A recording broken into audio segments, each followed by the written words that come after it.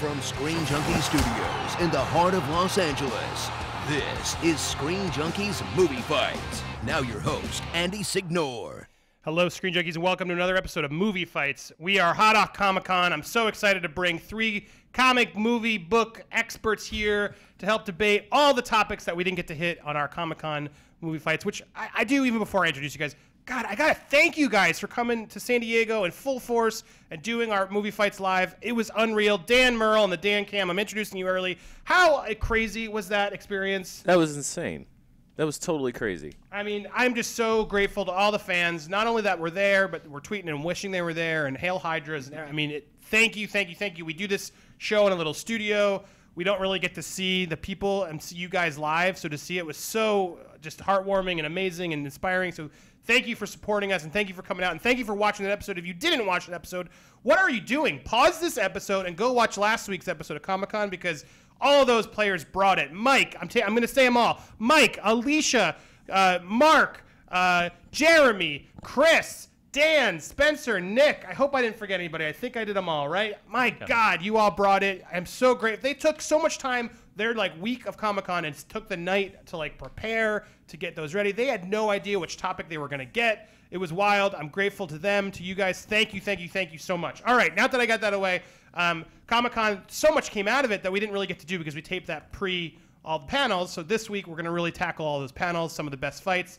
Warner really took it over, and so we have a straight from Warner Brothers DC All Access. First up, it's Jason Inman. Yeah, the Movie Fights panel, by the way, was great, and it was the one thing at Comic-Con I was sad that I had to miss. You were doing so many. You were a busy man there. I was busy every day, but it was a great panel. Go watch it.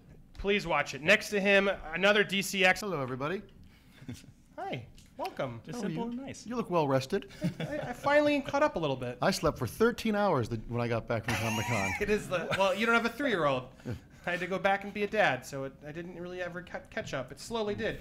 Next to him, he's a virgin here on Movie Fights. We're so happy to have him. It's a first-time fighter from the Schmoes, co-host of Meet the Movie Press and editor-in-chief of SchmoesKnow.com, Mark Riley. Hey, Screen Junkies. I am so excited to be here. You've been wanting to get here. Thank you. We've been wanting you here. I'm glad we finally made this happen. Yeah, the fans were great. They kept tagging me. And they wanted me on the show. That's how it works. I can't wait. And my man Dan over there for the Ultimate Schmoedown. Now We're teammates. We're teammates coming up. Wow, it's going to be intense. Yeah. All right, so today's fight, and obviously as I already introduced Mr. Merle and the Dan Hi. Cam. Well, how was your Comic-Con?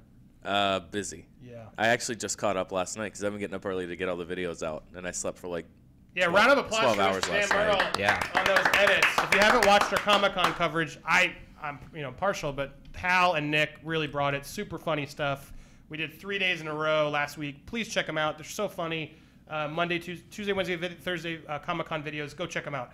All right, great. So today we have lots of great fights, including which movie won Comic-Con, pitch the solo Ben Affleck movie, are we excited for the Deadpool movie, et cetera, et cetera. As always, if you don't like a fight, don't leave. Just skip it and click Pick Your Fight in the bottom right-hand corner on YouTube. If you're listening on iTunes, sorry, they don't give us that feature. But YouTube, we do, and so check it out. And obviously, also, we're on iTunes for those of you watching on YouTube, so go subscribe, comment, favorite, all those things you do on iTunes. We have 2 feeds, an older one and a new one. Please go find the current one. Sometimes it's a little buggy. We're sorry. We're trying to get it clearer, but please go subscribe and favorite so that one can get clearer and work often. Great. I think we're all set. Let's officially introduce these titles, though, these fighters, can we? Today's fighters are Mark Riley, co-host of Meet the Movie Press, first-time fighter. Mark Andreyko, writer of Wonder Woman 77 and Batwoman, 1 win. Jason Inman, co-host of DC All Access, 1 win. Wow. All right. So, guys, you know how this game works. I'm keeping points based on your arguments. Even if people tell me otherwise, that's what's actually happening here. It's not my favorite. It's not your favorite. It's who made the best argument. Everyone, any questions before we get going? Nope. Great. I'm also excited to announce you're going to see something special this round. It's a new digital scoreboard. What? Yeah. What? We got JT and Joey in the booth. They're going to help us figure this out. It might be a little wonky, but bear with us. We're trying. We had to fix the system and make it work, so I hope it works. We'll have a scoreboard that we'll cut to digitally. What? Not a weird little cheap one? Wow, amazing. Before we go, real quick, I do want to plug one more thing. Guys, this week We got scored exclusive interviews with Peyton Reed and from Ant-Man, the director of Ant-Man, and Michael Pena, who was so funny, nicest guy. They came into Screen Junkie Show. We didn't get to put their episode up early. We teased it at the end of Comic-Con, but I want you guys, we just want to plug Ant-Man because we're so grateful for Marvel for hooking up those interviews. Please go see Ant-Man this weekend because we want to support them and we love Marvel. Everyone says we love them the most, but we love everybody. But please go see it and then come back Thursday here at Screen Junkies because we have an amazing spoiler interview with Peyton and Michael Pena. You're going to want to see the movie this weekend so you can catch up and see all the little Easter eggs and things that he reveals. Some awesome stuff like Rick Moranis was almost in the movie, and he did so much fun stuff. And we asked him straight up some like total like answers to some of the Easter eggs and stuff. And let me just say, he was not cagey, like especially Peyton Reed like directly answers a lot of like, was that this or that, or does that hint at this? And it's not like, I don't know, maybe. He definitely says yes or no. So you're going to want to see the movie this weekend because we like the movie, and then you're going to come back and watch that to get some more info. So support it, check it out, and thanks so much. All right, let's do this. Now let's do this! This is where we fight! Fight! All right, a lot of new movies showed footage at Comic-Con this weekend. Batman vs. Superman, Suicide Squad, X-Men, Apocalypse, Deadpool, so many more. Question 1 comes from Hitman Hurricane, who asks us, which movie stole the show at Comic-Con this year? And we're going to start with you, Jason. I think the answer is obvious, and I'm not saying this just because I have a Superman shirt on. It is Batman v Superman. We knew going into the Comic-Con we were the most curious about that movie. We weren't sure whether Ben Affleck could pull off Batman. We weren't certain whether Wonder Woman could work, and I think that trailer proved all those points and delivered it in spades. When you think about the rest of Comic-Con, I mean, what did X-Men reveal? That James McAvoy shaved his head? And the Fantastic Four trailer, we've already forgotten it. We are still wowed and thinking about the Batman v Superman moments. Like, what is Batman doing in the desert? Who is he fighting? What is the deal with the kryptonite? What is the, holy cow, Wonder Woman looks amazing. It's by far and away Batman v Superman. Mark and Draco. I was excited for Batman v Superman too, but I would have to say Suicide Squad because that was the one that I had the most curiosity about. It could have gone south so badly. And if you want to talk about the movie people are talking about after Comic-Con, Warner Brothers was so pissed they had to put out the official trailer from Suicide Squad because everybody was talking about it. Margot Robbie looks great. Jai Courtney looks like he can act when he's using his own natural his Australian accent. And that last line with the Joker, I'm not going to hurt you. I'm not going to kill you. I'm just going to hurt you really, really bad. That's already a classic line in the pantheon of the Joker. The Joker is a meth head. I'm in. I don't know how it's going to be PG-13 though. That trailer alone was R-rated in my book, but I couldn't be more excited about that movie. And Mark Riley, what did you pick? Those are all good points, but Deadpool absolutely stole the show. I mean, people are still talking about it. People are still talking about it. It is one of the most viewed videos on the Schmoes Know YouTube right now because people wanted to know the reaction. It's an R-rated movie. The first time it's going hard R, and Deadpool is there leading the charge. So everybody saw this footage that just hit it so perfectly. The blend of meta humor and violence just killed everybody, and people are still talking about it. Can't wait for it. So I think it's fair. Everyone's talking about all of them, but yeah, let's break it down. Why? What poke holes in the other ones, guys? Go ahead. Well, Ryan Reynolds killed a franchise for Warner Brothers, so now he has a chance to kill one for Marvel. Deadpool came of an age when I was in comics when I wasn't reading them as much because of all that 90s nonsense. And Deadpool for me just feels like that annoying, smug little brother you're forced to take on dates with you. It's just so annoying, and it's just like, I just don't care about Ryan Reynolds. He's like anti-charisma. It was a tough choice between this and Suicide Squad and Batman for me, but Batman lived up to my expectations. Suicide Squad far surpassed anything I could have expected from the movie. But the difference between Batman v Superman and Suicide Squad was that most of the trailer of Suicide Squad was literally dissolving into a face, dissolving out, dissolving into a face, dissolving out. Whereas the Batman v Superman, like, it's tough. Like, we have a question coming up where it's like, what was our favorite moment? And it was tough because there are like 8 great moments in that trailer. Whereas the Suicide Squad, when I come down to it, it's the Joker. Like, the Joker is what made or break that trailer. Because the Joker was like, he looks good, he sounds good, he's scary, he has a great line. But Batman v Superman, like, holy cow, like all the stuff you get to see like Batman do in that movie and the shot in the rubble, it just, and then Batman v Superman, they were the ones that did the thing like they drove the Batmobile up there. They Suicide Squad had the trailer, but Batman v Superman, they even went to the DC booth, packed the DC booth. The question, I don't know, are we specifically keeping to the trailers? But the question was the trailer, not Okay. The question was what movie trailer stole the show, not what accoutrements they brought to Comic-Con.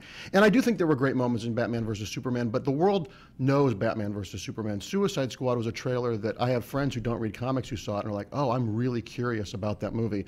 So I think with a movie with 8 characters we barely know, with the exception of the Joker and Harley, they did a really great job of making it, who are these people? And I'm interested in it as to, I don't care about all these people. I just think that one surpassed any expectations anyone had. I just think with Superman v Batman v Superman, what the hell the titles is?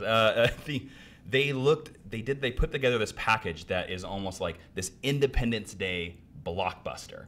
That, I mean, the views were like at 15 million the day after it released, and Suicide Squad, I don't know what the view count is, but. And going back to Deadpool, like, he made a very clever point about the Suicide Squad trailer. They haven't released the Deadpool trailer, so that many people can't be clamoring for it, or else they would have just, I think, gave in and done it. Well, I look at the word of mouth that's still going on just from the footage of Deadpool. And you said that, Ryan Reynolds killed one superhero movie. Well, that's what Deadpool did right. He said, don't make sure you don't put the green suit and don't animate it. And people love that because that's what Deadpool does. They're going to get behind Ryan Reynolds because this is the part he was born to play. And he killed Green Lantern. Yeah, sure he did. It wasn't him. It was the script. And everybody's going to go follow Ryan Reynolds into the fray. And I'm sorry, R-rated superhero movie. Batman v Superman. Blade. Not a part of this. We're talking hard R. Hard R. Batman v Superman. All you have to do is put them. You just have to put them together on the screen, and everybody's going to click it. Deadpool had more writing on it because this is the first, probably hard R. And I did Blade aside. I'm talking hard R, like brains flying out of the head when Deadpool just kills those guys, looking right in the camera and just joking around. This had more to lose. Watchmen's also a hard R superhero movie. Nah, not hard R. That's not what the Silk Spectre said. Hard R. We're talking, like I said, brains falling out, saying the F word over and over and over again. But do we need a Van Wilder reboot already? It's not Van Wilder. Come on. This guy was made for Deadpool. Everybody wants to see this. I mean, who is everybody? The fans you're talking about for Deadpool that are all the same, they're making all the noise on the internet, I think are the fans on the internet who made all the noise about Scott Pilgrim. I think this movie's going to hit the sweet spot for the people that love Deadpool. Sure. I think people that don't know who Deadpool is or think, oh, it's a superhero movie, maybe I'll bring my kid into it, are going to be horrified by it. They don't need to come in. And how do you explain the leak? They leaked the original sizzle reel for this, and that greenlit the movie. This is the hunger that everybody wants. That sounds like a publicist staging something that accidentally happened. It worked. No matter what, it worked. That thing came out and just lit the internet on fire. And now everybody is talking about Deadpool. And I go to the analytics of all the sites. The most clicked article about Deadpool. The most leaked trailer. Let me just understand. Right. And you're a little disadvantaged because they didn't release the trailer, Sure. whereas there were a little bit more. And I do not want to watch leaked footage, and nor should you. Because leaked footage is awful, and whoever did that is terrible. Because come on, let the filmmakers see it the way they want to release it the way they want to see it. By the same token, if you're showing something with 7,000 people with cell phones and camera phones, and it leaks, and you are surprised by that, you probably need to get a clue. Or better security. Or better security, absolutely. Yeah. And I would even argue the fact that it hasn't come out yet and people are still talking about it and tweeting about it and this conversation. I want to go to these Deadpool clubs that you're going to because I haven't heard anybody talking about it. Oh, it's the club called the Internet. For the sake of go on the Internet. For the sake of yours, Lee, can you just give us a little bit more about what you saw in the footage? Oh, I saw the humor right there. That when T.J. Miller is looking at Ryan Reynolds said, you look like Freddy Krueger had sex with a Utah topographical map. I mean, this is funny stuff. And then him flipping around and shooting all the guys with one bullet going through the head. And then you're bringing in Colossus. He fights Colossus. I mean, you're pulling in. I mean, look at the X-Men. They're killing it right now with the X-Men. And now Deadpool is coming in there and bringing in characters that you know and love and actually looking at the audience, winking and going, come along. It's going to be fine. You're going to have fun. So both of you discounting Deadpool, fair. I mean, not fair, but I get your stance. What about you against them? Does one of them stand out to you, Batman or Suicide Squad? Well, Suicide Squad, I think, stands out the most for me as being something that, kind of, it had the biggest question mark on, like, what are we going to see? And that I think that had a lot riding for it. Again, Batman v Superman, I think, all you have to do is put those two together on screen and people are going to click it over and over again. It was just like the teaser when it came out. I mean, they had to, they leaked the teaser, and everybody watched that hundreds of times because it's the first time ever we're seeing those. But people clicking on it over again. We're asking who won Comic-Con. Yeah, and it's like the kings of the Justice League. Come on now. I think Suicide Squad hands down wins. Warner Brothers' hand was forced to release the high quality version of that trailer because there was so much interest in it and so much curiosity. Batman Superman looks great, but like Mark said, Batman Superman, you just put those names on the screen and you're going to get 20 million people to come see it out of curiosity. So I think winning Comic-Con, Suicide Squad. All right, Dan, can you help me with the numbers here of Sure. just a curiosity of searches or views or whatever? You got anything you can help to reiterate what they're saying? The Batman v Superman trailer was released on Sunday. It has 32 million views currently on YouTube.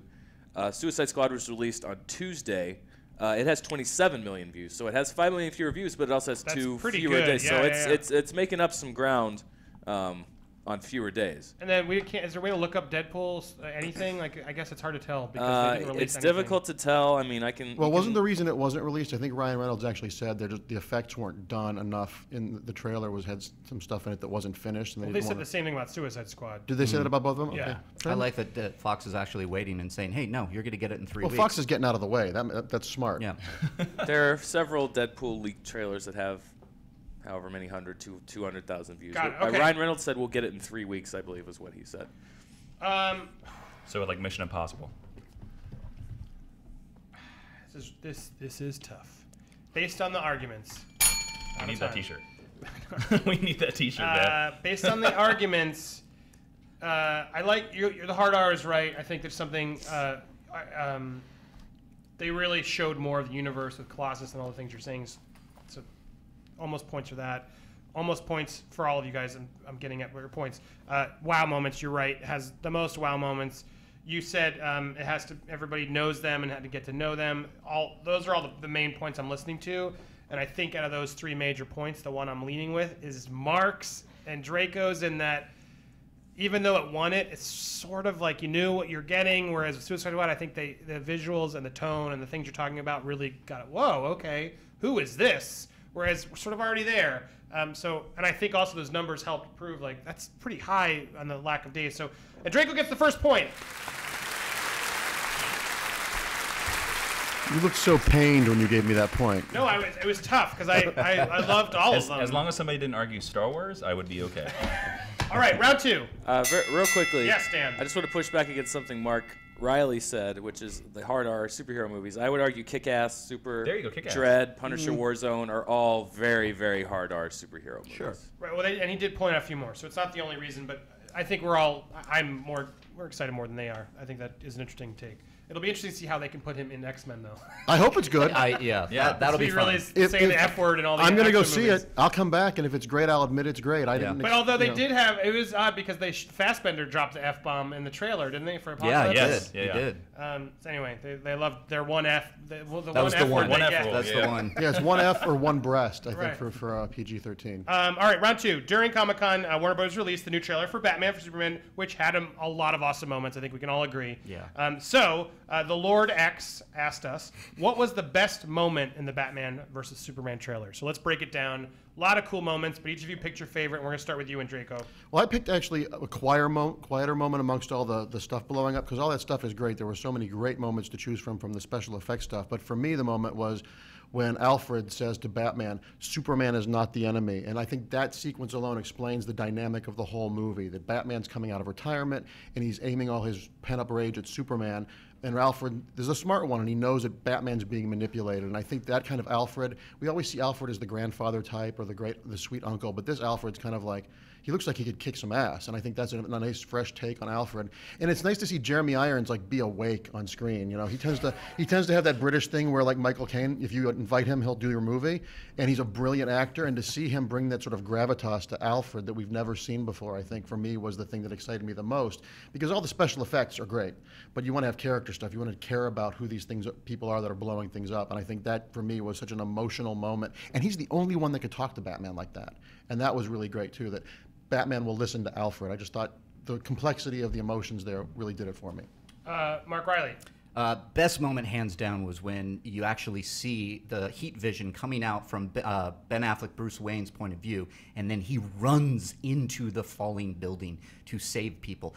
Not only did it actually silence hundreds of thousands of people who had a problem with Man of Steel and all the violence at the end, it then set up beautifully Batman and Bruce Wayne's character. This guy's going to run into a building I mean, this is insane. Everybody's running away, and Bruce Wayne is running towards it. I mean, that's a hero right there. That guy, and it set it up beautifully why he's going to go against Superman and why this is all happening. And again, it's so important that they put in there. I mean, people are now using memes to like compare when Zod was in the building against the Batman v Superman trailer. So, I mean, that hands down is what everybody's talking about, and certainly my favorite. Jason. I think what I think is the best moment was the moment that showed the quote-unquote Boba Fett of this movie, the Wonder Woman character, in first full shot. There's a shot where she leaps in, she clanks her bracelets, and it creates a force field / explosion. Now, you guys were in Hall H, and I read on Deadline that the Wonder Woman moment was the biggest cheered moment of that trailer. I don't know if you guys want to confirm or deny that. It was a loud cheer. Yes, but just the fact to see Wonder Woman in this, because we had only seen her in pictures before, and it didn't look that great, and we're like, oh, the costume's dark and whatever, but she shows up in this powerful moment, and not only does she do a classic comic book move that she's done several years in the comic book, it just shows that this movie looks like it can pull off Wonder Woman, which was a big question mark of this movie. Like, we don't know about Wonder Woman. Maybe there's too many characters. But, like, she shows up, she looks powerful, she looks majestic, and it just seemed to drive home the point that maybe this movie will work. Maybe this movie will be awesome. And it bodes well for the first female superhero movie, which she's going to star in a couple of years. What do you guys think? I think, I actually think that moment with Wonder Woman, although there was a lot of cheers, I think it's because the first time you're actually seeing her on screen. And that was actually my problem with it. I thought they just kind of jammed her in the middle of it and kind of screwed up some of the pace, because, like I said, my favorite moment being the setup of Bruce Wayne. Then you got Superman actually landing to the Congress to walk in and face the music. I mean, that was a wonderful moment. You're getting all these wonderful moments between, even you said, with Jeremy Irons and Bruce Wayne talking about that Superman's not the enemy, and then all of a sudden Wonder Woman, and then you go next to Superman and Batman, and then Wonder Woman. It just didn't work for me. The Wonder Woman moments were at the end of the trailer where Sure. they were doing the classic action montage. Yeah, it wasn't in the beginning during but the it's slow nice. mo. No, I'm just lovely talking to about the see- moments. It's lovely to see Wonder Woman in live action and moving, and the costume looks great, and she looks great. My only issue with the Wonder Woman sequence was that we don't ever hear her speak. Yeah. And they had a great opportunity to just add a couple of the lines, because obviously, if you know the characters, you're like, oh, there's some history between Bruce and Diana here. But if you're a layperson, you don't know. And if they just had one scene of them interacting in the trailer speaking, you would understand that she's part of the connective tissue of the movie. I agree that I loved seeing it, but it felt a little shoved in, not horribly, but she's the one thing in the trailer that's great to see. But I'm like, if I didn't know about this movie, why is she here? I think her, again, looking so much like the comic books overrides that. Like, it is the cheer moment. If she had it is the spoken. Han Solo moment from that first Star Wars Force Awakens trailer moment. When you see her, you're like, holy crap. I mean, Jeremy Irons as Alfred is really cool. That line is really cool. But, like, Jeremy Irons and Ben Affleck standing in front of that Robin suit, I think, is way cooler and a bigger reveal that, holy crap, there's Robins in this universe. Yeah. And yours, Bruce Wayne, yes, that's... it's an interesting perspective that he was there. It shows his heroics. But again, the buildings falling down was the one part of Man of Steel that everybody complained about with all the 9/11 flashbacks. And first off, we know that we have an Alfred in this movie. Why was Bruce Wayne walking around in the street? Alfred is his valet / butler. Why the hell wasn't he driving Bruce around? Because he was at the Wayne Enterprises building there and saw. No, he the wasn't. He stuff was down around. the street getting a sandwich. No, we don't know that. No. He No. And he has a building. I mean, it was set up in Man of Steel. You see Wayne Enterprises in the little Easter eggs of Man of Steel. And if we're taking Zack Snyder's word that this is kind of based on The Dark Knight Returns, Bruce Wayne could be retired for all we know, not doing Batman anymore, and then being in Metropolis and sees that. That's that my is- favorite part, because he's Well, that- now I have to be Batman now. I have to go stop this guy because this building just fell down, and I'm going to run into it. I mean, that's what better motivation is there. And then to service the fans. I think your point about actually that it was the problem with Man of Steel, I think that's why the fans now are so happy to see it being addressed the way it is, and Batman's our man to do it. And I think also the fans from this trailer have been addressed that, like, oh crap, I don't think they can pull off Wonder Woman. I think after this trailer, everybody's now excited for Wonder Woman. I'm excited for Wonder Woman. I think they would have had a home run with her if she had spoken, Yeah, and if we saw I some wanted that. interaction. And your moment was one of the 3 moments I had on my list. Of the other one I thought was great that talks about heroes being heroes is the flood with the Superman symbol painted on the roof. Yeah. You know what you said I totally agree with that. You know, people run away from tragedy. Heroes run into it. Yeah. That moment alone let me believe Ben Affleck could really carry this off. He was amazing. But that being said, for me, the connective tissue of Alfred kind of in that one scene, him talking to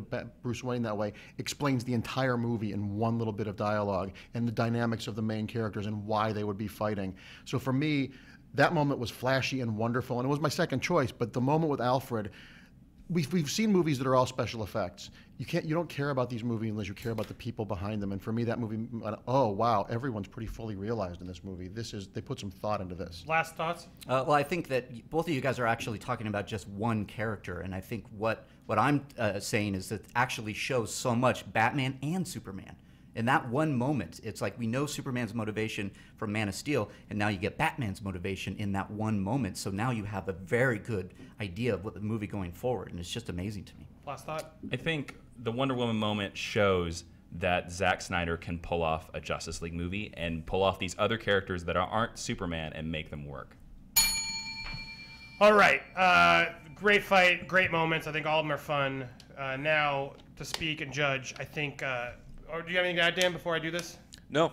I think Very Paul Schaefer. Sorry. I think you're right. It was good to see her, but I think you're giving him a lot more credit because you made a valid point. We didn't even see her talk. We didn't see. I mean, she looked great in the costume. I think way better than the sepia-toned, crappy image that Zack Snyder sent out first. So it was great to see her, but pull off the Justice League just because she has a good outfit. I don't. You're not selling me. That argument wasn't strong enough. Your moment is you pulled it out. You're totally right, and it creates that motivation. It's awesome. But near the end, so does his. He sort of poised it. It gives the motivation for both characters. And I also liked your argument of it silenced the problems for Man of Steel. It just creates the heroic and establishes him. So Riley gets the point, I think, based on those arguments. Yes.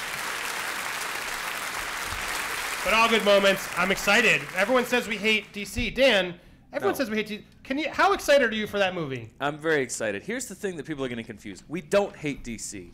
We didn't like Man of Steel. That's our thing. It's not that we hate DC. We didn't like Man of Steel. We don't all just like for the same sake of movie. argument, is there a Marvel movie you don't particularly like to prove you're Iron Man 2, Iron Man 3. Yeah. Oh man. I don't like. I didn't like Iron Man 3. I don't like the Thank first you. Captain America movie. I think Yeah, it's really Captain boring. America's not really Wow. great. Okay, Yeah. no, I wasn't trying to bait you. I was just curious. Thor so- 2 is okay. Yeah, it's very. So their internet, with you shut guys. up. Yeah. There you go. And I we have love to say- we love the invalid. Dark Knight trilogy. I mean, come on, that's DC. To Yeah. Mark's point, that trailer did kind of recontextualize parts of Man of Steel for me. So I think, based on how this movie does, my standing on Man of Steel may even improve. Yes, Yeah. So, agreed. we'll Because see. I think they noticed what they did wrong, Yeah. and what you just said it too. Of, let's see Superman save somebody. Yeah. Hello, that Yeah. Well, because that's my biggest problem. Not to turn this or DC fight, but in Man of Steel, had he just caught a couple people during the wreckage and during Oh, that yeah, chaos, no, that would've- it would have yeah. gone so much further and made it so much stronger. Well, because that's what made this fight so difficult And so because that- like I had so many moments that I wanted to But I choose, think and I was like, Yeah. I don't this, know. this I trailer, had both your moments. This No, too, it's- trailer yeah. is yeah. seeing what I they had your did, and they're moments. fixing it, and they're doing Yeah. that in a way that's gonna make it okay. I can forgive now a little bit more because you're seeing the greater picture. no, the fact that we have like 5 or 6 great moments in the Batman vs Superman trailer win. Bodes well. is a win. Yeah. you Yes, know? round Big, 3. huge win. Speaking of trailers with great moments, Suicide Squad also did theirs. So Jordy Mayer on Twitter asked us, "What's the best part of the Suicide Squad trailer?" Wow, we're like loving on 2 DC movies in a row. What show is this? You guys hate Marvel, don't You guys are I thought losing this your was edge. Marvel fights. It's was almost Marvel like fights. we were really, really impressed by what we saw at My Comic-Con. God, God forbid. You had Nerds honest can have opinions? opinions on both sides? No. And by the way, How in dare round, you like that? in round How dare 1, you ruled that DC won Comic-Con. Yeah, oh my God. Who would have thought? Well, Marvel wasn't there. Yeah, yeah. They were for They TV. were. For X-Men, they were there. All right, round 3. So best moment of Suicide Squad. And Riley, let's start with you. Oh, I think hands down, it's got to be based on the reaction in Hall H. It's the reveal of Harley Quinn hanging upside down in that jail cell, because I think there are 2 questions going into Suicide Squad. 1, how are you going to do it? And then 2, Harley Quinn and Joker. And I think you could argue that like Harley Quinn, it was so loud when she came, just hanging there. And it just exploded. Everybody had these fangasms just seeing her do this. Ew. Yeah, I thank God that I was kind of in the back, not next to some other guys. But yeah, everybody just kept talking about it. Next I got to Ellis, weren't you? yeah. Oh. That's the worst kind of experience. Sorry, keep going. No, and I had texts coming in over and over again from some of my crew that were like, "Oh my God, did you see Harley Quinn? Did you see Harley Quinn?" And I just take the temperature off of the crowd. It was Harley Quinn, and certainly my favorite moment, because Margot Robbie is just, cast so beautifully, and there she is, hanging upside down, just doing her thing, and now I'm ready for it. Jason, what was your pick? I kind of knew going in that this was going to be a fight of who gets the Joker.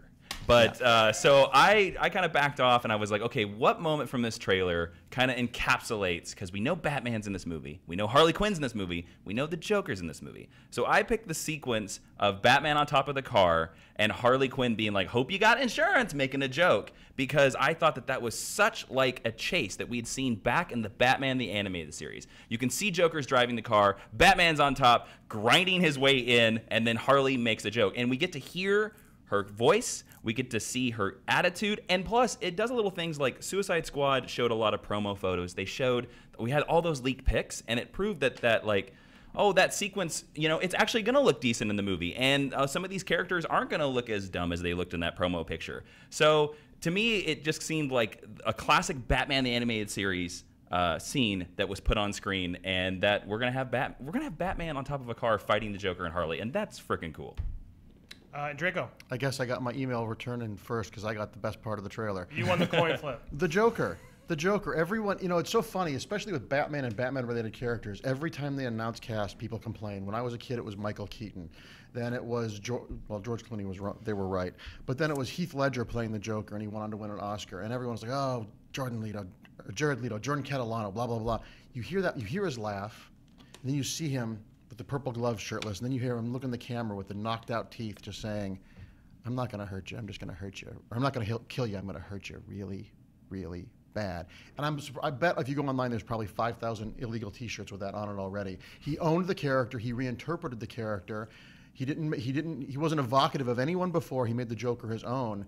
And the Joker's appearance alone makes me think they're going to have a hard time making that movie less than an R rating, because that moment is terrifying. And to take an iconic character like the Joker, played by so many iconic actors, and defy expectations and make it your own like that, I think is just triumphant. And that's going to get 90% of the people that didn't know the Suicide Squad to go see that movie in the theater.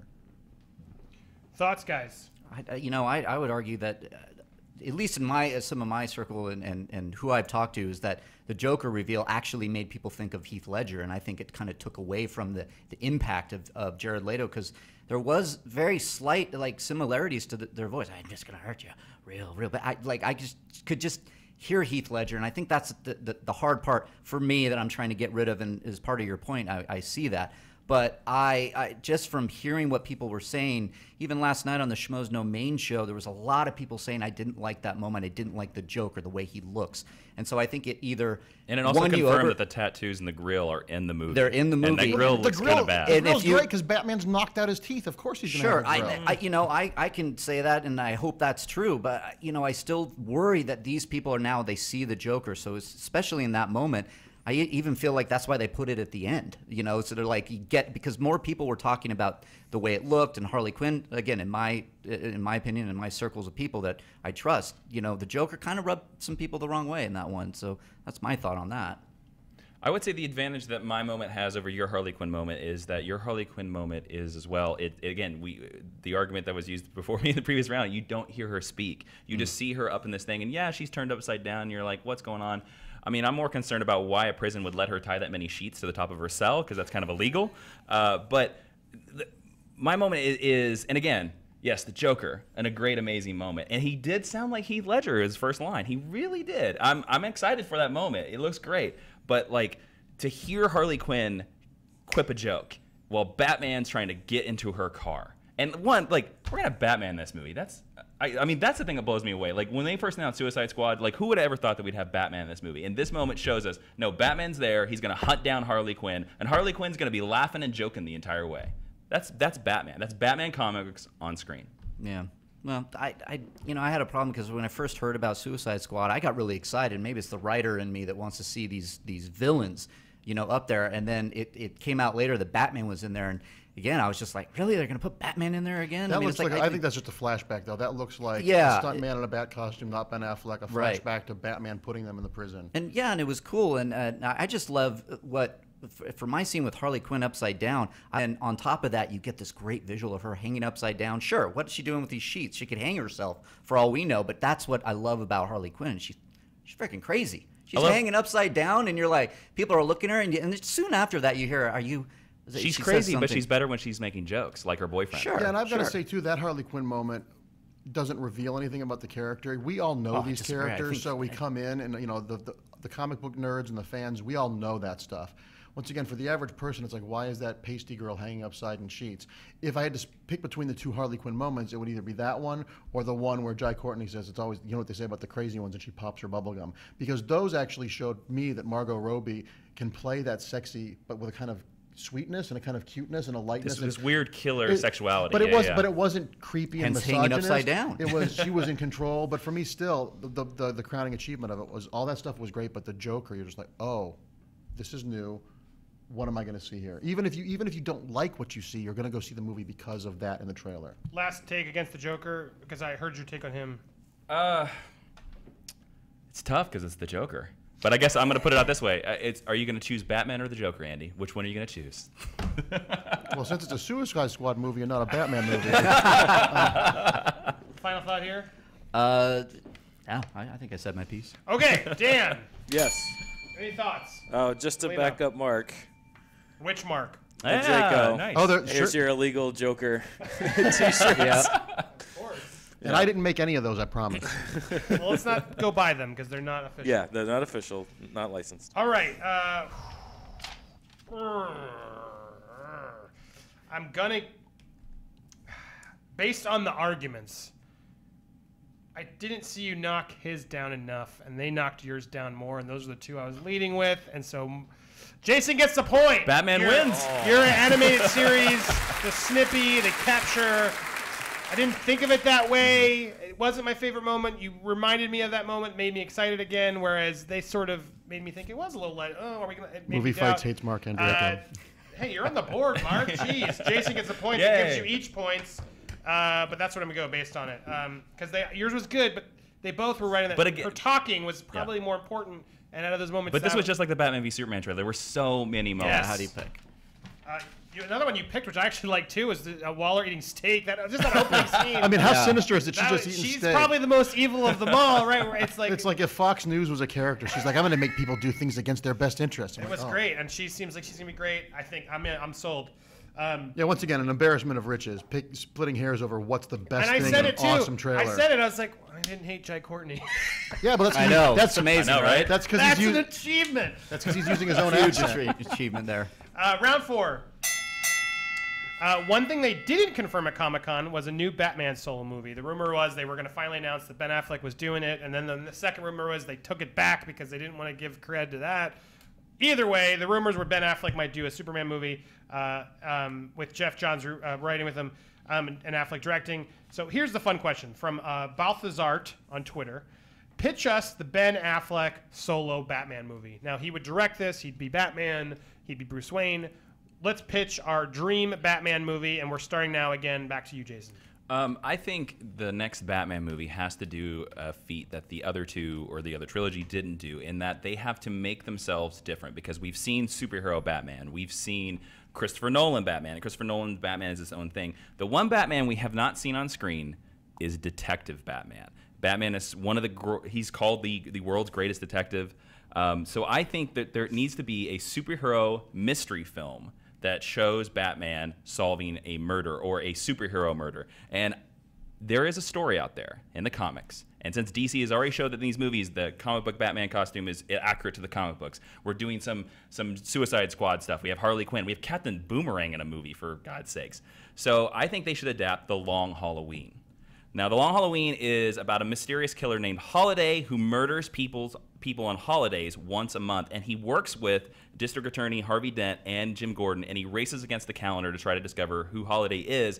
At the same time, there's a crime war that's going on between Maroni and Falcone, which should be familiar names to the Christopher Nolans, because they each think the killer is a member of each other's gang, and it's this long, horrible year. Also is another thing that most superhero movies take place over 3 days. This could show us going through time. We get to see a year of Batman's life, and since a lot of the other Batman villains and characters make cameos in this because they're always suspects. He considers them suspects. We can show a lot of cameos and a lot of setups to future Batman villains, future Batman movies. That's The Long Halloween, dark superhero mystery film.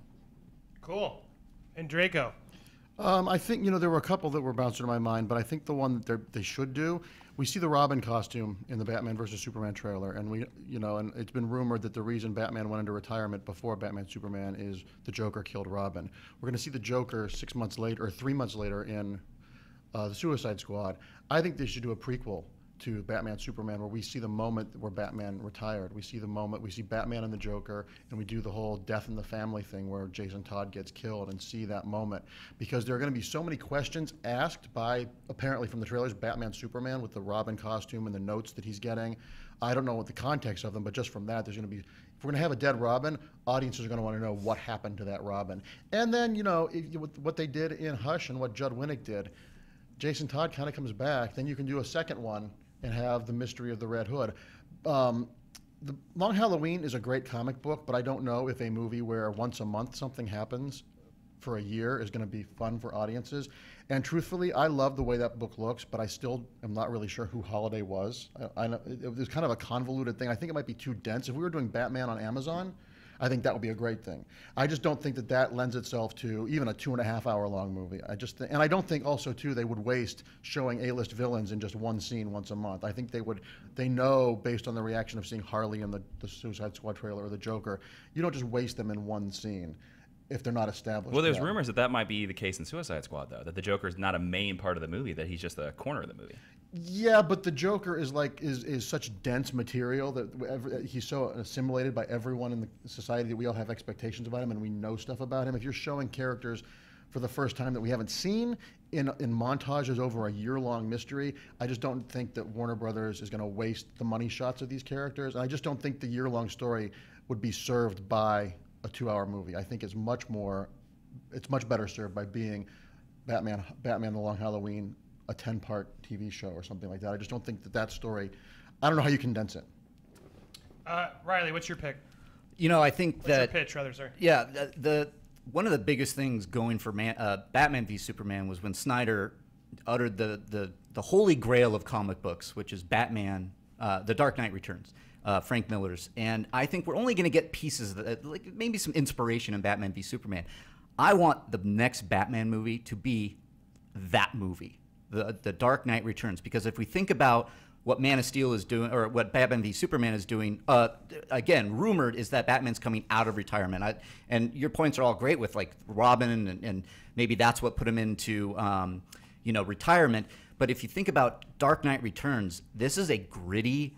It could be R-rated. If Suicide Squad works, they could maybe, I don't know. I know they probably won't, business-wise, do an R-rated Batman movie, but you can get very close with The Dark Knight Returns. Plus, the name recognition of that comic book will get people in there, and you then have the marquee setup of Joker going up against Batman and like these gangs maybe had with Batman being away, or have the gangs taken over Gotham, and it's now just a horrible, wretched place to live. And now Batman, thanks to the events in Batman v Superman, comes back to Gotham to clean it all up. And I don't know, you could go towards the end. I don't want to spoil The Dark Knight Returns, but something happens with Joker and Batman that would be so fascinating to see on the screen. And do we have to have spoiler alerts for something that's 30 years old? I know. I don't know. Do we? I'm not mocking you, but are we in that? No, I know. Are we in that age now? I was fearful. Certain viewers will say yes, and certain will say no. Yeah. Batman and Joker get married. They get married. Yeah. In the Tunnel of Love. Yeah. Oh, I know where you're going. Yep. Yeah, that's a good one.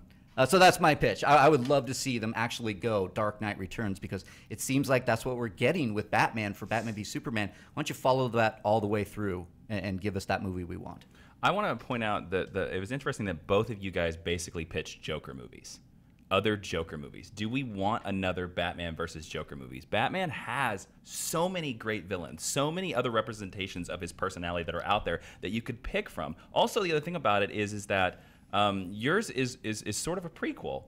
Do we want to go forward? And yours, I think, goes so far forward that it makes Superman an old man too. And do we want Superman as an old man? You take inspiration. I'm not saying direct adaptation. But going back to you're saying of the year long or whatever. Like now, the Batman, one of the best Marvel films, if not the best Marvel film, is called Captain America: The Winter Soldier, which is an adaptation, which is what The Long Halloween would be, of almost a year-long storyline in Captain America. And they did a great job. They condensed it down into 2 hours, and we love that movie. They could do the same for Long Halloween. Just because the Long Halloween storyline takes place over a year doesn't mean that they have to do that in the final story. But the thing that the advantage that mine has over both of yours is that, one, it differentiates itself from the other Batman movies. Both of your movies could slip into habits of old Batman movies.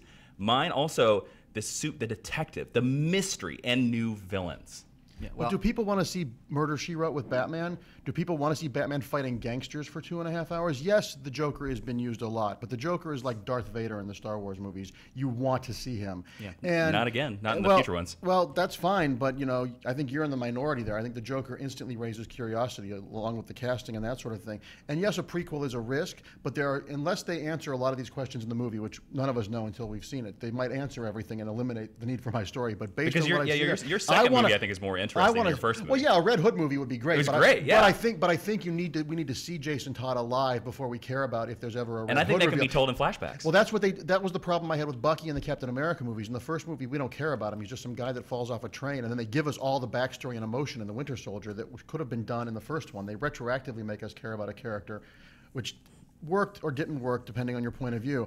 And with yours, I think we're seeing Dark Knight Returns in this movie. Everything you talked about, we hint at in the trailer: the armor, The suit is the there, age, yeah. the suit, the Batman getting kryptonite to fight him, the Batman and Superman animosity, and that sort of thing. I think doing a movie about that again is redundant. No, I think I'm not we're seeing saying it, and I don't think we're ever going to end a franchise with its first full standalone movie. Where do you go after Batman: The Dark Knight Returns with Batman? Do you have Carrie Kelly and do Little Girl Robin Yeah, movies? I'm talking you're about You're ending a actually- $1 billion franchise before it even I has a wouldn't chance end to it. I launch. would argue and say that there's a Two-Face in there. The way you handle the source material. That's fine, but Yeah, I'm talking I'm about... not saying I'm talking end about- it. but I'm saying get inspired by it, and the gangs have taken over Batman Gotham. versus and Superman Batman already is inspired. No, yeah, Yeah, it it's is.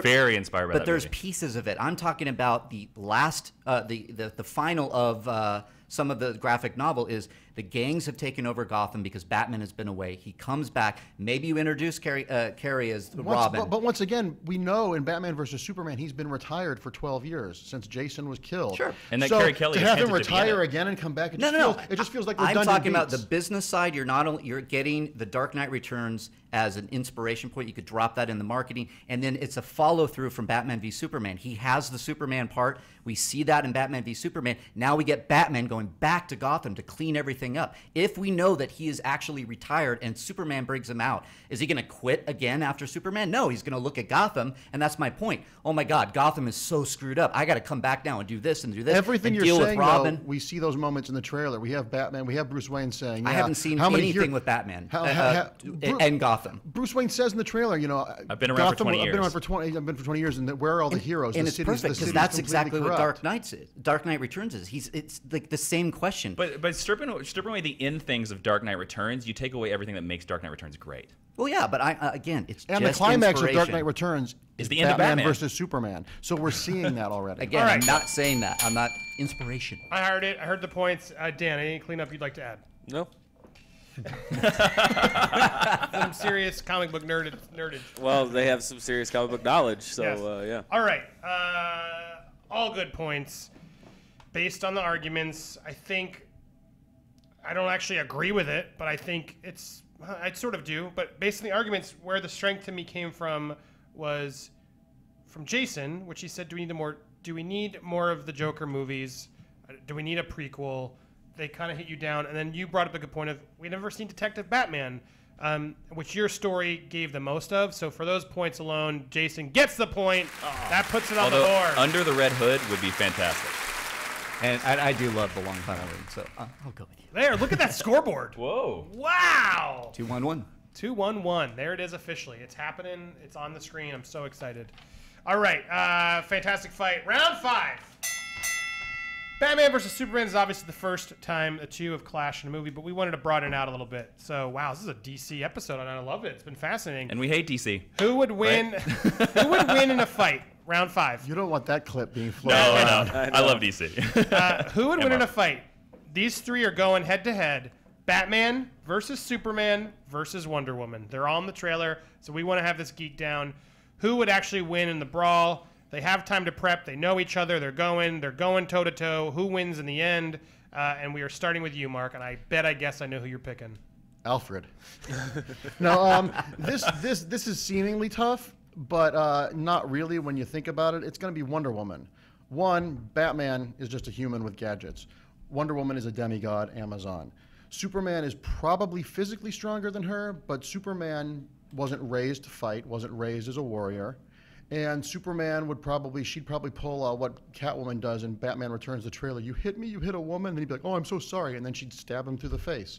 Because she's a demigod, she has magic power from the gods and goddesses. Can you educate me? What are Wonder Woman's powers? Well, Wonder Woman, the new version of the latest iteration of Wonder Woman is that she's the son or the daughter of Hippolyta and Zeus. So it makes her a demigod. She's got super strength. She can fly. She can create lightning with her lasso. And she's just a badass. She's just like Sort of immortal. Sort of immortal, yeah, sort of immortal. She can fly on her own, or does she need the invisible jet? No, on her own. She can ride. No more jets. And No stuff. jets. She traded that in. Yeah, where did she get that build? I want to go to the invisible car Does she factory. fly like Thor?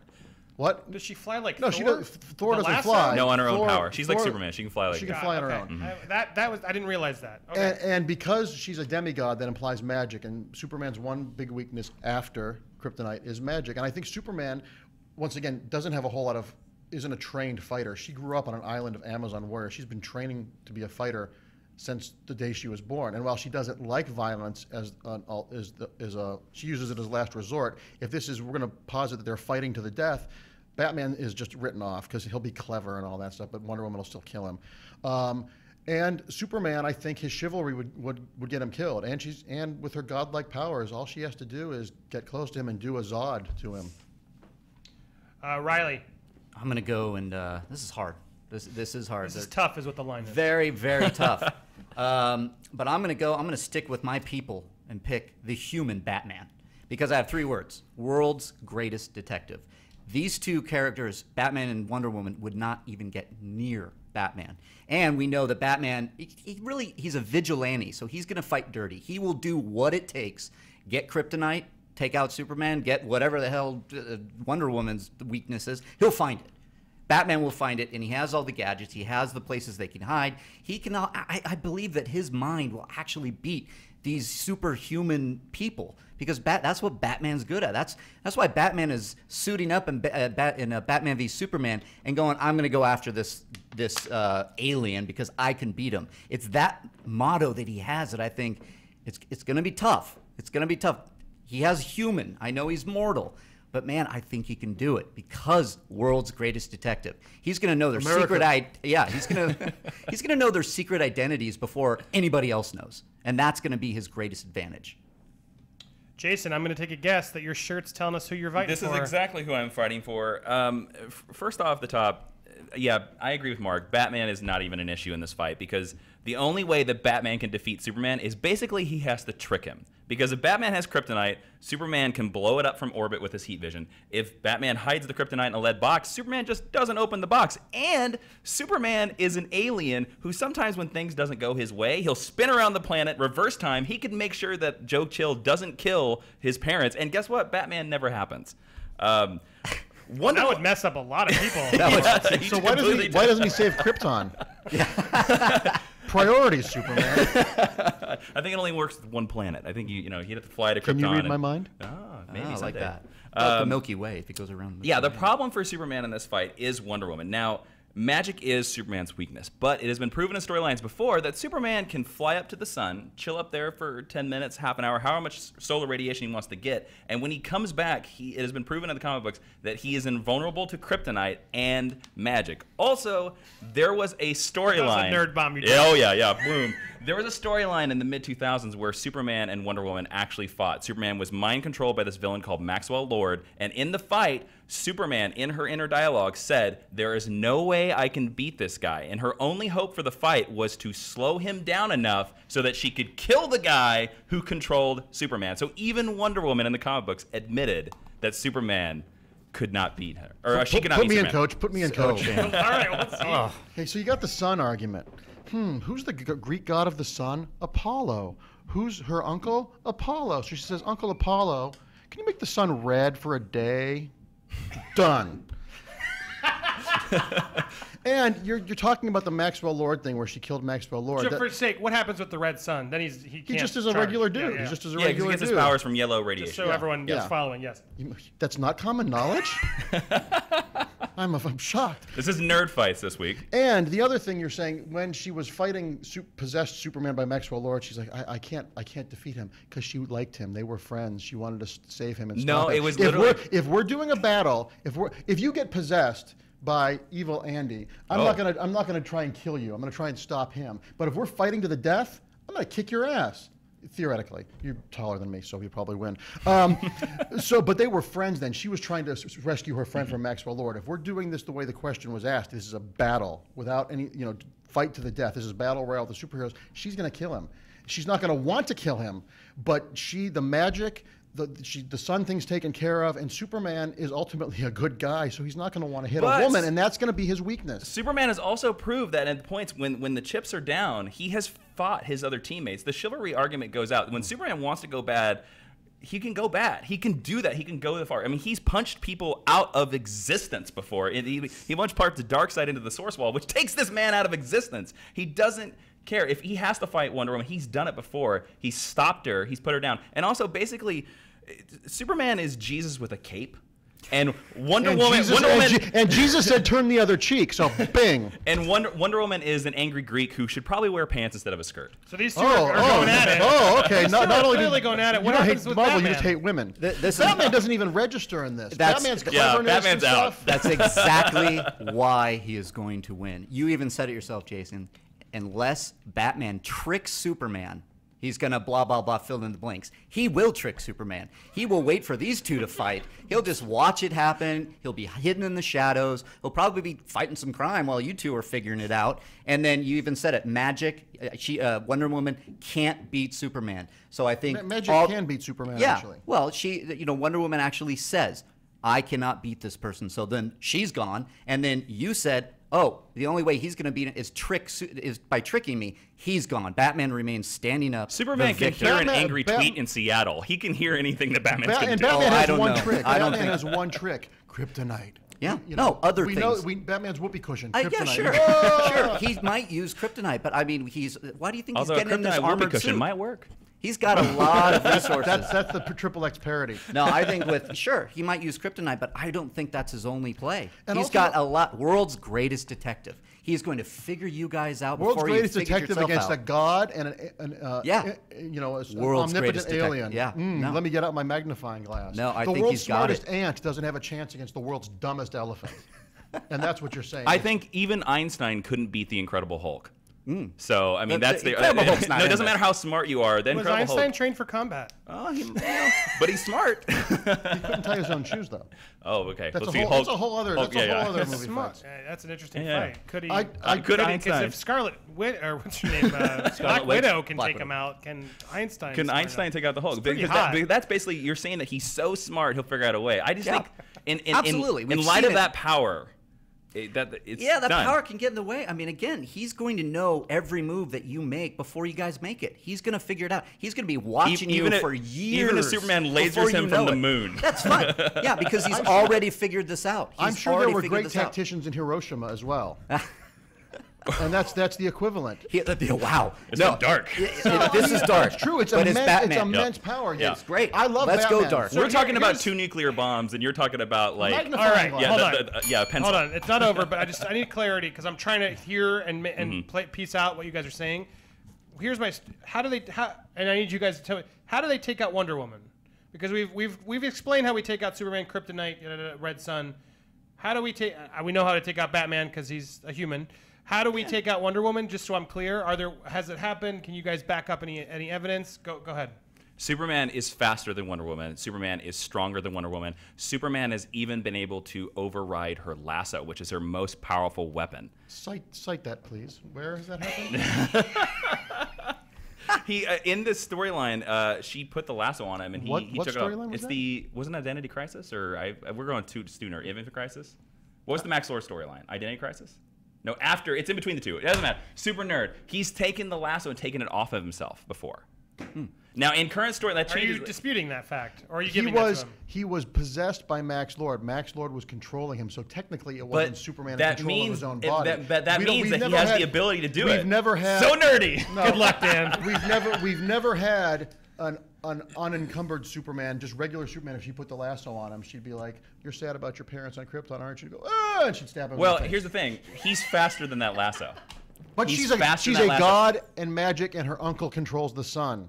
Yeah, but he can just travel back in time, and her uncle doesn't exist. But we're not counting. Of all the things that were great about the Richard Donner movie, the spinning the world backwards makes no sense and doesn't really count. So you got to pick which Superman we're talking about here. Oh, okay. So are you? Oh, so we're gonna go that nerdy? Oh, okay. So I'm not talking- Are you picking Richard Donner? Donner? I'm not picking Richard Donner. Are you picking New 52? Yeah. All right. So I'll pick the Superman that beat Doomsday. Is the point. And when he died doing it. No. But Doomsday beat Wonder Woman. All right. Superman beat Doomsday. I feel like I've gotten your points across. Last chance for Batman. How does Batman step up You guys, between these two guys? you guys are Sad to Batman answer face. to answer the question about Wonder Woman. You're forgetting about one powerful thing in Batman's arsenal. Bruce Wayne. He's going to woo the hell out of Diana Prince. He is a billionaire playboy. He's going to get her in his pocket, Yeah, and then he's going to take turned on. Goddesses love How does he Donald take her Trump. out? How does he take her out? He takes her out by she's Not to basically the- going to not to submit. dinner. How She's does he going take her to out? she's going to join him, and they're both going to defeat By Superman. the way, Superman and Wonder Woman are dating in the comic books right now. No, they broke up. So. Oh, they broke up. No, they didn't. Oh, I'll show you a comic book right after this. All right. And I love that you guys keep no. talking about how you're going to beat each other, and you're forgetting that Batman's sitting right here. If You there's are an ant on my picnic underestimating table, I'm not Batman. concerned about the ant on my picnic table. The computers. Ant-Man. The computers have given up on this. Oh my God! We have broken the internet. Broke the internet. This was just way too much to handle for these This computers. is like by far the nerdiest fight that has happened on Movie Fight. We've think spun, so. we've spun the world backwards, and now everyone's a virgin again. Yeah. Yeah. I know my girlfriend just broke But up I with think me we do based agree on this. it is between us two. Yeah. That's where Don't you're going be to fail. so sure. Okay. Okay. Now he's going to do All it. right. Oh, yeah. All right, Dan. Yes. And you can help me here because that was a fun one to listen to. That was I was trying to do research. It was tough. There was a Justice League cartoon where Superman battled Wonder Woman, and she definitely was at least equal. The The Bruce modern day Wayne- Bruce Wonder Wayne? Woman has no. Paradise Lost was the name of the episode. cool. Also with mine, but they were both under my control. Oh. The modern day, from what I could find, the modern day Wonder Woman has no stated weaknesses, but there's so many different versions of the character. The one conclusion that I could come to is that the previous record holder was which superhero would win the Hunger Games. This is officially the nerdiest fight we've ever had. Yes. Good to have. And welcome, you guys. You made it in the Movie Fights encyclopedia for nerdiest fight. All right. Even Harry Get Potter his passed book. out. Yeah, Harry Potter just done. I can't handle this. All right. I'm really trying to just hear what you all said to play out the scenario, and you were all close, to be fair. And I think you guys are discrediting him, but Yeah. he makes a very good point, in that you two are so taking each other on that he could sort of sit back and do it. The problem I have, though, with that argument is you didn't tell me how he gets Wonder Woman out, or back like. One of them could probably take the other, but then in order to do that, he's still got another one he's got to take out, and I didn't get sold on how he does that. I was rooting for it to get there, but that's what happened. So then I did really just focus on Superman versus Wonder Woman, and you got him really good with the sun recharge and but then you really got him better with the red sun and everything else. Uncle Apollo. With Uncle Apollo. So that final point is what I'm going to give it to Wonder Woman, and I think Wonder Woman's going to tackle it. I don't want them to fight at all. I don't want any of these people to I don't fight. want any of these. Well, apparently they're all going to fight. I might be pitching an Uncle Apollo child That's graphic good. novel. That's the Round 6. That was really good. All right. Wow. 20th Century Fox showed a new trailer for Ryan Reynolds' Deadpool movie, which we talked about earlier, which Mark Riley here was very excited about. At Christian Knighton, Chris C. Knighton 16 on Twitter asked us, "Are we excited for the Deadpool movie?" I sense some of you weren't, but I know you were. We'll start with the one who was excited, Mark. But also, just before we go, this is not a clue to next week's Honest Trailer. Not even close. But next week's about Pixels, right, with Adam Sandler. Yeah. Excuse me. So our trailer is a video game themed movie about two plumbers. Is that subtle enough? Siblings, maybe. Maybe two siblings, plumbers, in honor of Pixels, a video game movie. The Brothers McMullen? Yes. Yes, that's what it is. Honest Trailer Brothers McMullen. Timely I've been waiting for reference the to The right one we've been waiting 1989. for. All right, Riley, I think I know where you stand with Deadpool. You were a fan, but let's hear it officially. Go ahead. Yeah, and it's part of my argument at top of. The question, to be clear again, are we excited for the Deadpool movie? Go ahead. And hell yes, I'm excited for the Deadpool movie because, okay, you could argue that the R-rated movie, hard R superhero movie has been done. You haven't had the nod, nod, wink, wink, break the fourth wall superhero movie with R-rated, with source material, favorite mutant out there, Deadpool. So to see this and to gauge the reaction in Hall H when everybody hands down said that Deadpool won the weekend because of that trailer.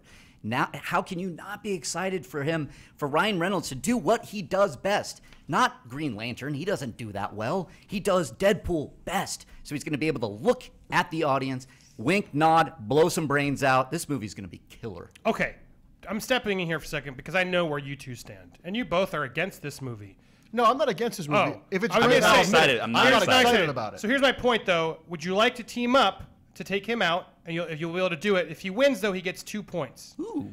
If you Which will put him win, in the you lead, I both think? go to the Yeah. finals. If you win, you both will go to the finals. If you lose, tiebreaker, one of you is out because that'll automatically take him to the finals. If you don't, each specifically pick an argument that might hurt your chance. So do you want to quickly see if you want to be on the same team or separate? I think it's already decided that he's going to vote for him. That's not true. So I think it's an uphill battle. I think if we both team up, I'm listening. that's fine. We're screwed.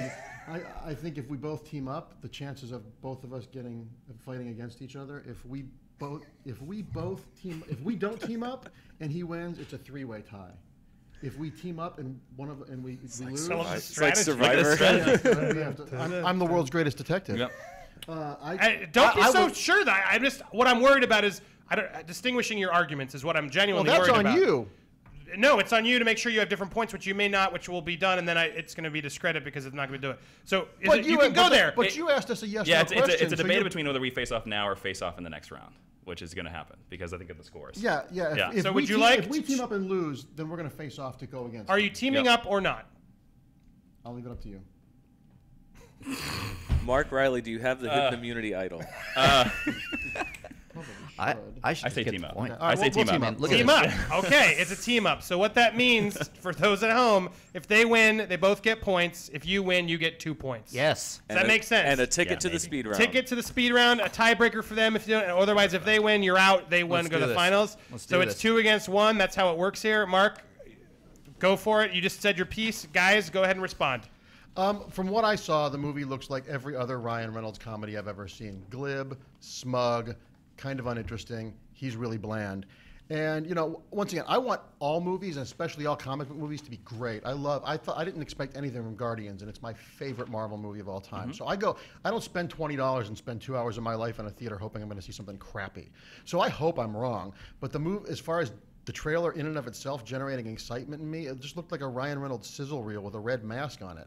And talking about the excitement, if we're talking about the are we excited, the collective we, how many people have downloaded the illegal drop off of the Deadpool trailer? A couple 100,000. How many people have Batman, Superman, and Wonder Woman? Hard to judge those, to be fair. Well, yes. Okay, I don't- because we shouldn't download illegal leaks. Even if Some we- moral people probably would love to watch that trailer and haven't watched it. Not to defend it, but I just want that see your point. And Absolutely, against no, leaks. you shouldn't.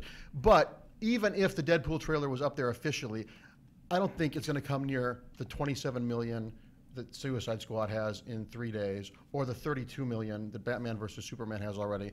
I don't think there are 59 million people that have a curiosity about Deadpool. I think the fans that love Deadpool are really excited because it's what they want to see. And they'd see it no matter what. But I think once again, I'm going back to the Scott Pilgrim argument. The buzz on Scott Pilgrim was great. It's a very entertaining movie, but it only played to that very small group of people that really, really loved it. It didn't cross over. I don't think a hard. real And quick. speaking of Scott Pilgrim, there are some problems with this movie inherently. Tim Miller is a first-time feature director. He's directed a couple other short films. This is his first feature film. His biggest thing before this was a special effects on Scott Pilgrim. The screenwriters, another movie they have on their credits is G.I. Joe 2. Really? Yeah. And Ryan Reynolds, he's great. He's funny, but he's had a lot of not R.I.P.D. Selfless. I mean, here's the thing. Deadpool is the wily. Selfless out yet? Exactly. Yeah. It opened Yeah. last weekend. Yeah. Yeah, and nobody cared. So, Ben Kingsley didn't even see Selfless. Deadpool is the Wile E. Coyote of comic book characters. He's great in a scene. He's great for 15 minutes. But for 2 hours of dick jokes and chimichanga jokes, I think it's going to wear thin. I would have loved to have seen him in X-Men Apocalypse show up and get a great, steal the movie like Quicksilver. Yeah, but for 2 hours, oh man. No, I think Deadpool's a great spice, but not an entree. Okay. I want now. You heard a little bit where they stand. Sure. Go ahead. To go to the writers real quick, they also wrote Zombieland, which is a fantastic zombie movie. So I think that has no bearing. They were just doing a job. And we're talking about Deadpool here. And again, yes, the fans of Deadpool are going to go see this. And so is everybody else, because X-Men is not going away. And the fact that they put Colossus in there to link the universe together, to know that these fans, these X-Men fans, will also go check out Deadpool. I don't think it's the same actor playing Colossus. No, it doesn't matter. It's the same character, though. So you got the X-Men represented in Deadpool. You got the idea that you're going to see a superhero break the fourth wall. Again, this is the Ferris Bueller of superheroes. He's going to look to the audience. He's not going to just say chimichangas or dick jokes. Look at the. There will be a lot of chimichanga dick jokes. Come on. But the humor in that trailer, you look like Freddy Krueger had sex with the topographical map of Utah. I mean, we're talking some interesting comedy here that never has been seen before. You keep saying interesting comedy, but you've only named one joke. And how many people seeing the movie are going to know what topographical means in this day and age? Well, you'll get enough people, because I don't think none of that matters. Just the idea of Deadpool being out there, they're going to go see this because they're getting something different. And Ryan Reynolds, we're talking about an actor that, look, Robert Downey Jr. went off and made The Judge, and it died. And then he re-upped and signed on for Iron Man again and Civil War and 2 Avengers movies, because that's his part. We're talking about Ryan Reynolds, it's the same thing. Deadpool is his part. And people hated the treatment from Wolverine Origins, and now he's going to get to do it right. And he even makes that comment. They open up the whole thing by the studio that were idiots to sew the mouth shut. I mean, they know what they're doing. They're treating it with such love and understanding. This movie, how can you not be excited? I don't understand it. Yeah. Last points of why you're not? Citing Robert Downey Jr.'s Judge when comparison to Ryan Reynolds' filmography is almost like Batman trying to defeat Wonder Woman and Superman. Ryan Reynolds has been in a rut for quite a while. Robert Downey Jr. has a number of Oscars. Robert Downey Jr. is versatile. Not one, actually. A number of Oscar nominations, okay. I'm sorry.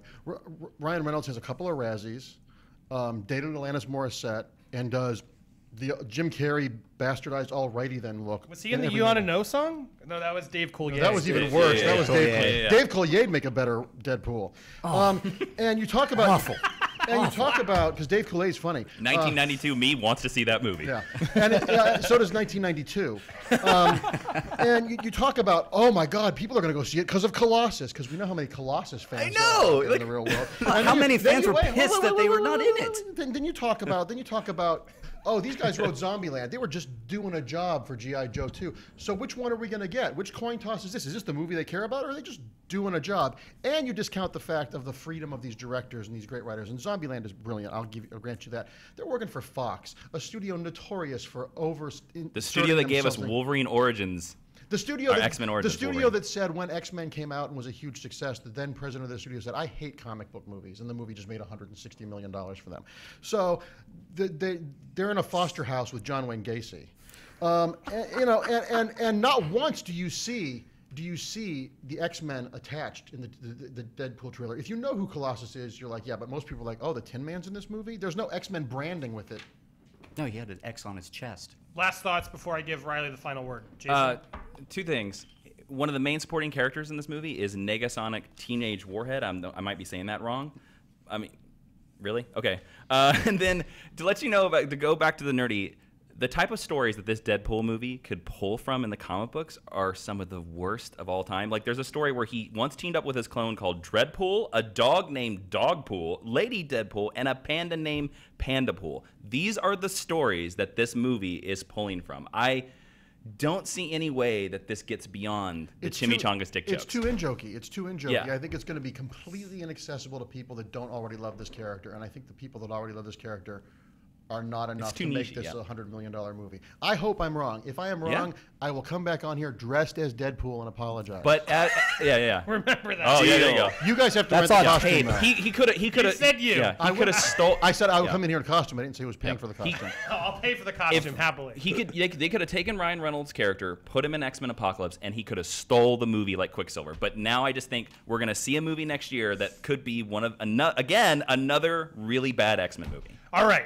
I want to give you some time to go ahead and review your last thoughts. You get the last word. Okay, I just can't believe we're talking about how you. The question is, are you excited? And you're not. I just don't understand that. And Ryan Reynolds, he loves this movie. You look, he's on the cover of Entertainment Weekly as Deadpool. He's doing all the memes in the Instagram and the fans. I take the pulse of the fans of these websites that I run, and the analytics prove that there's the websites that he runs.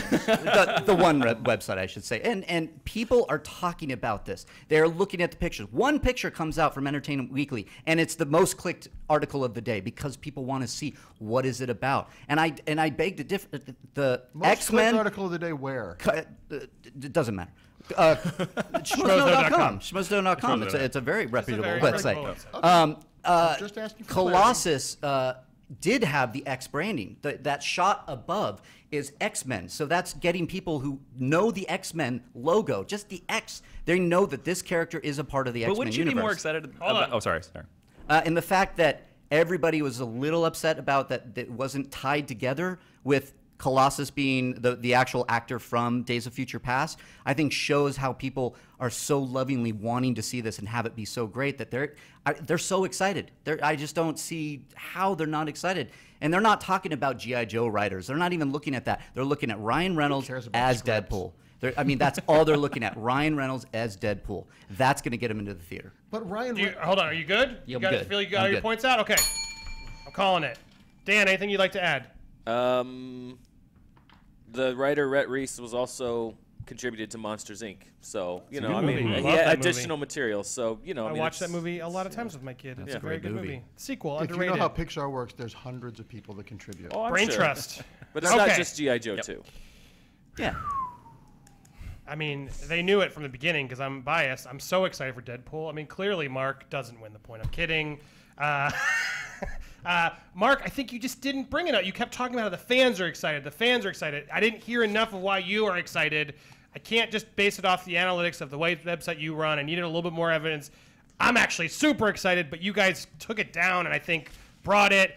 You guys win. You both get the point. I'm sorry, Mark. You were fantastic. Jason you. and Andreyko each get a point.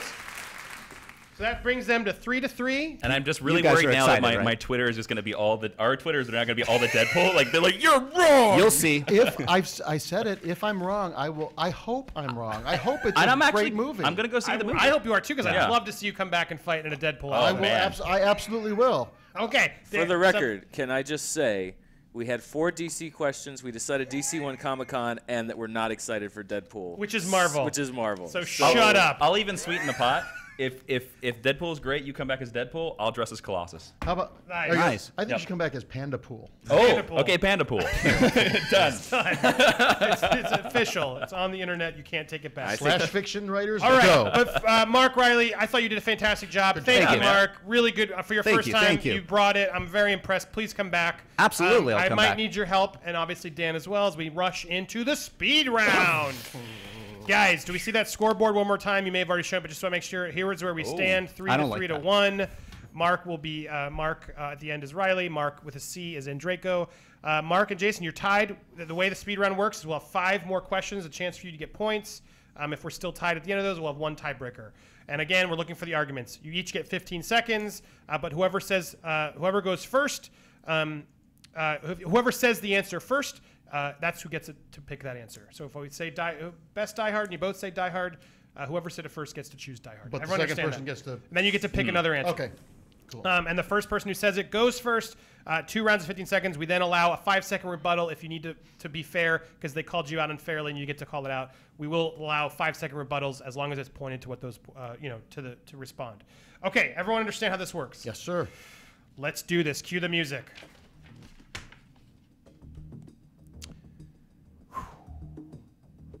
If these 2 movies are playing on cable, which do you watch? Goodfellas or The Godfather? The Godfather. Goodfellas. Okay. We got Godfather and Draco and Goodfellas. Jason, are you ready on there on the clock, Dan? Sure. Ready? We're going to start with, I heard, and Draco first. Godfather, go ahead. Without The Godfather, there would be no Goodfellas. The Godfather took a genre that was looked down upon in Hollywood and was not only elevated the gangster genre into becoming a super movie, it won all those Oscars, and it was the first movie in the history of film to gross $100 million in its original domestic release.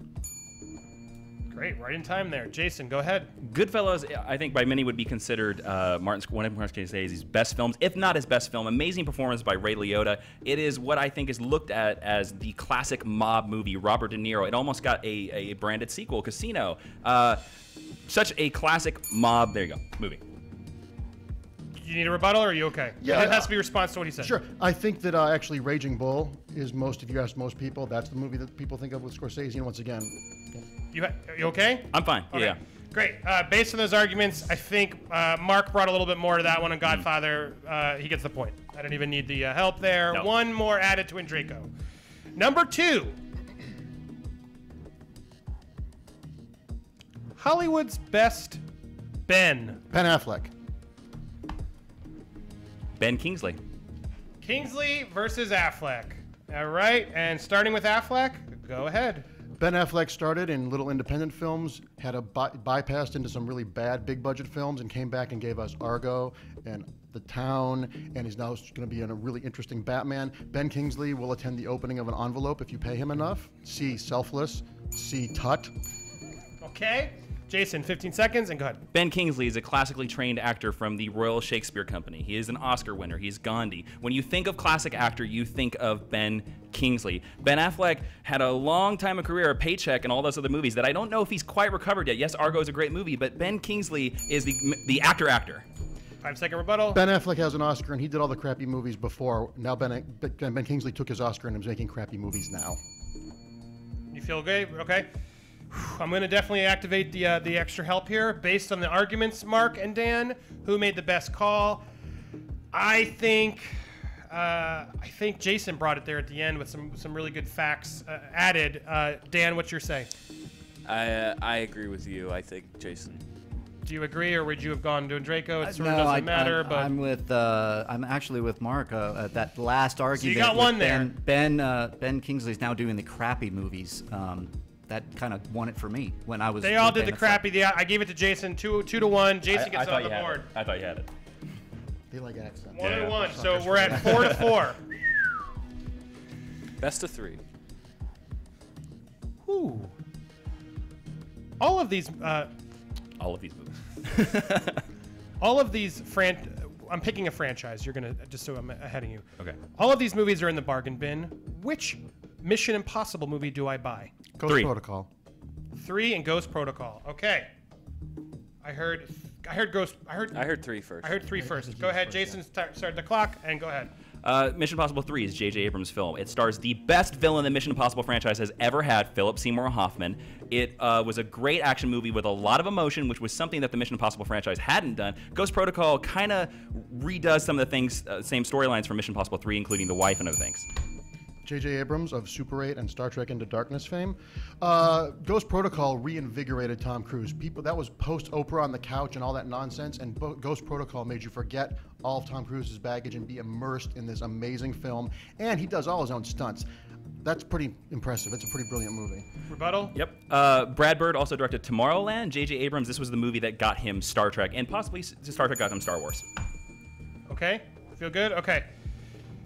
I'm going to activate. This time I'm going to go to you, Dan, first. Dan, what do you think? I think Jason's argument had slightly more to do with the movie, so I'm going to go with Jason as opposed to just Tom Cruise. Mark? Yeah, I'm with Jason. It was Me about too, the and I movie. think you pulled out the villains, and The you got a villain, little yeah. stuck up on the history of the movie. So, yeah, Jason gets the point. All right. So Next up. if Jason wins this point, win. he wins the game. That's because they hate Mark Andreyko here. You won last time you were here. All right. Time before last. Ready. Best movie with the word rain in the title. Which spelling? Does I'll it matter? take anything. Oh, okay. But I was thinking the weather. Rain Man. The Rainmaker. So he won. Singing in the Rain. Yes. Oh, great one. Oh. I thought you didn't like movies made before 1985. I love that. I came so close to saying Rain Are of you Fire. throwing in the towel, or do you want to try and argue the Rainmaker? I can argue the Rain Man. All right, yeah. 15 seconds of the clock for Rain Man. Go. Rain Man, starring Tom Cruise, Dustin Hoffman, Oscar-winning movie, a classic movie, and also it has the joke that people still remember to this day. Wapner, definitely got to be the Wapner. What? Okay.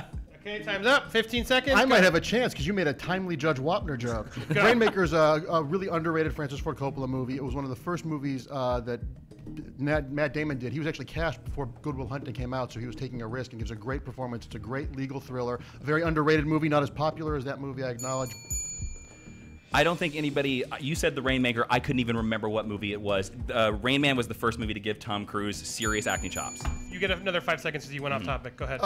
Rain Man wasn't the first movie to give Tom Cruise serious acting chops. That was Risky Business. And Rain Man. Okay, because it's the title fight, I'm going to you call it. might have But, I'm going to go Rain Man. You were close, but I think he did pull a little bit more there in the second point. Mark, your turn. What do you think? Yeah, I'm It'll be a on the tiebreaker Rain. if you vote for me. Dan? No, Rain Man. Well, it doesn't matter what I think. It doesn't matter. Jason gets the point, and that puts him in. He can't come back, right? 1, 2, 3, Yeah, 4, 5, Jason's 6. up 3-1. It's 4 over. Jason wins. Well done. I'm glad Wow. it was a DC versus DC fight. I like that. That was our all DC I know, you got episode. Batman I v loved it. Superman. What were Batman the other v two Superman. questions? Doesn't matter. We save them for next week. What did you guys think? I thought they all brought it. I thought that was a fantastic show. Please tell us in the comments below or on YouTube or iTunes what you guys think of the show, what you want to see, or tweet at us. More importantly, iTunes, subscribe there. Guys, I want to thank you each. Let's go one by one. Jason Inman, Jawin on Twitter. Anything you'd like to plug? Follow me on Twitter, and also I also do a personal podcast called Geek History Lesson, where we teach you about the history of a singular character. Movie Fights comes out on iTunes on Sunday. My podcast comes out on Monday. So if you want a Sunday-Monday podcast duo, Geek Two History Lesson. duos. Mark Andraco at Mark Andraco with a C. Mark with a C. Andraco. It's up there. Nice. On Twitter, anything you'd like to plug, Mark? The second Wonder Woman 77 special is coming out in September, based on the Linda Carter series, and I have a new book out from Dark Horse called Mulan Revelations. That's a descendant of Mulan in the future. That's getting great reviews. It's available from Dark Horse. The first issue's out now. Second issue comes out in 2 weeks. And Wonder Woman Please. 77 is great. Please go support Mark's work and check out his Twitter. I'm sure to get the links and where you can find it and see it. Mark Riley at Riley Around. Thanks for coming, man. I thought you were great. Thanks, it's man. It's tough, right? Yeah, it's tough. I want to come back, though. I want to get a win here. So thanks for having me. And I'm going to plug co-host of Meet the Movie Press. We do it every Friday live on the Popcorn Talk Network. And, of course, I'm editor-in-chief at schmoesno.com. And on the main show with Dan, we're doing Ultimate Schmoedown starting next week. So if you subscribe on YouTube, to Schmoes Schmoes Know, Know, YouTube. Come on, guys. We're trying to get them to the 200,000 subscriber exactly. push. You'll be able to see me and Dan actually Please go take support on our friends, Christian, everybody on the internet. Mark, everybody over there. Yeah. Grateful. Thanks. Dan Merle and the Dan Cam at Merle Dan. Merle Dan. How'd you think of this all DC love? This is weird, wasn't it? No, this is great. Especially with all the Marvel posters behind you. Yeah, no. I love that we finally are getting more than just Man of Steel. Well, and what's that we're great- actually what- able to talk about more than what's happening next. Yes, with well, these what's movies. great, and everyone says, oh, it's always Marvel. It's because we're waiting for these movies to come out. And now with DC presenting all these movies, I can't wait to fight about it, and I can't wait It's to hear funny some that in positive about stuff. 3 years we're going to be complaining there's too many of them. Yep. Yeah. We're so spoiled. It's a good fight. When Yeah. will the oversaturation officially hit? All right, please follow me on Twitter and Instagram at Andy Signor. Tell us what you liked, what you didn't like, or how bad I did of a judge. Some of you still Yeah. do it. I get it. It is what it is. But anyway, I'm grateful you all for watching. I'm grateful to you guys. Thanks so much. Please come back next week. We'll see ya. Bye-bye. Every podcast we put on YouTube comes with this kick-ass graphic listing all the topics your favorite Screen Junkies podcasters are talking about. If you click the topics, you can skip around and choose your own